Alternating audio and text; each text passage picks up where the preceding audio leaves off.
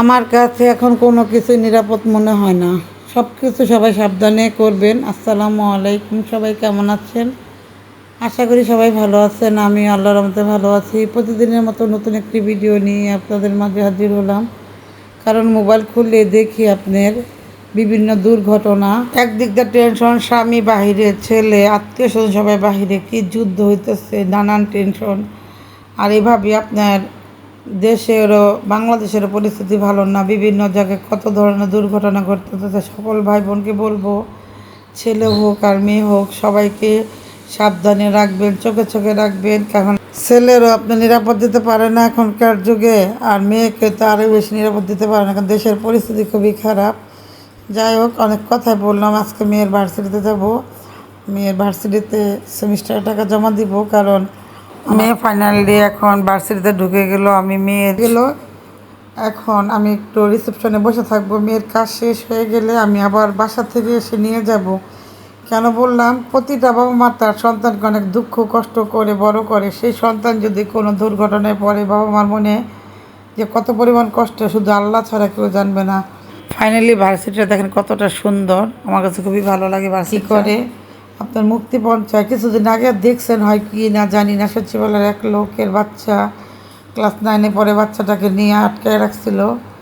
পরে যাই হোক, আল্লাহর রহমতে এটা উদ্ধার হয়েছে। তাই সবাইকে বলবো, বাচ্চাদের সবাই সাবধানে রাখবেন।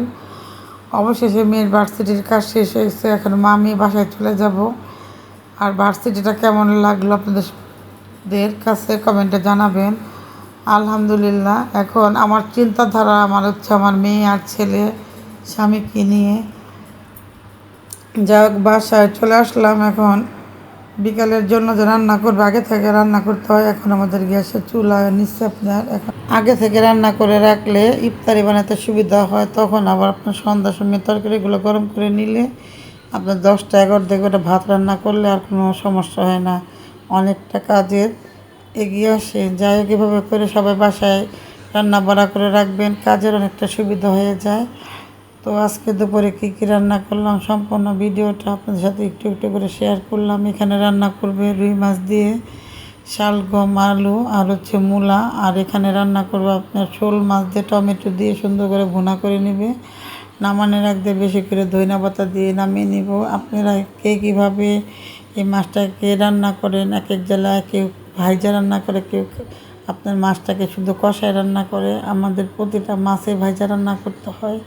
যাই আজকে দুপুরে কী কী রান্না করলাম সম্পূর্ণ ভিডিও আপনার সাথে শেয়ার করলাম। আয়নের জন্য একটা তেল অর্ডার করলাম, ঠান্ডার কারণে এই তেলটা খুবই ভালো। তো আজকের ভিডিওটা এখানে শেষ করবো। সবাই ভালো থাকবেন, সুস্থ থাকবেন, ভিডিওটির পাশে থাকবেন, লাইক কমেন্ট শেয়ার করবেন।